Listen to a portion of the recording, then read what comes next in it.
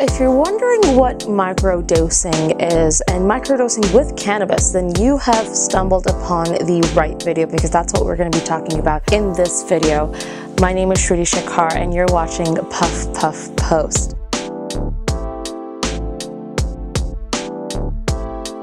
Okay, so what is microdosing? Okay, before I actually tell you what microdosing with cannabis is, I want to tell you what microdosing with LSD is, because that's what most people were doing back in the day, is actually taking really little minimal doses of LSD, the drug, to actually promote functionality, be more active, be more aware, and actually have an increased sense of creativity and the ability to function better in your daily life. So now let's take it to cannabis. There seems to be a new thought process of actually looking into how we can actually microdose using cannabis. And by that I mean actually consuming very small doses of cannabis, so little that you actually get the benefits of the THC without actually going through the psychoactive state.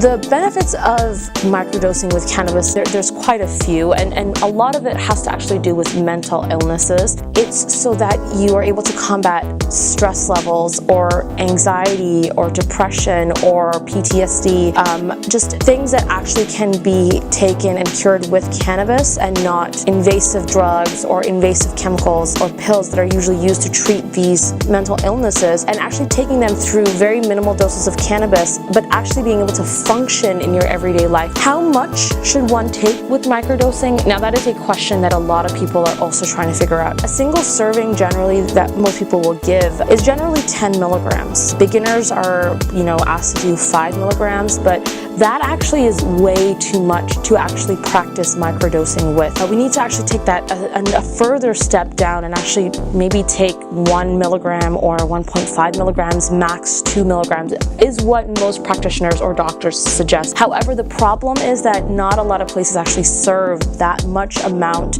of cannabis. So trying to eyeball that is actually really difficult. And because of that, a lot of places actually don't even offer microdosing options. The only two places that are actually dabbling in the idea of microdosing are California and Washington. Places like Colorado or Michigan, where marijuana has become legal, the idea of microdosing is still not there. It's not really readily available. So you can't really do microdosing through a joint. I mean, technically you could just have one puff, and really that could be the amount that's necessary for microdosing. However, most people do microdosing through edibles, vape pens, which is a form of smoking, and some actually also do it through tinctures. Now, again, these aren't very readily available. It's not that easy to get, so that is one of the downfalls of microdosing. People are suggesting that microdosing has been very helpful for patients who really suffer that mental health aspect, and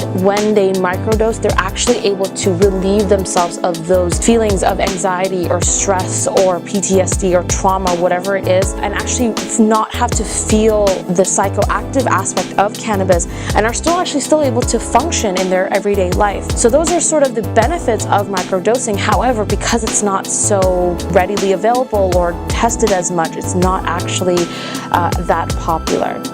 That's all I have for you on microdosing. However, if you have more information, or if you want to do more research, let us know, because we'd like to know some information as well and learn a little bit more about microdosing. That's all I have for you for today. Thank you for watching. My name is Shruti Shekhar.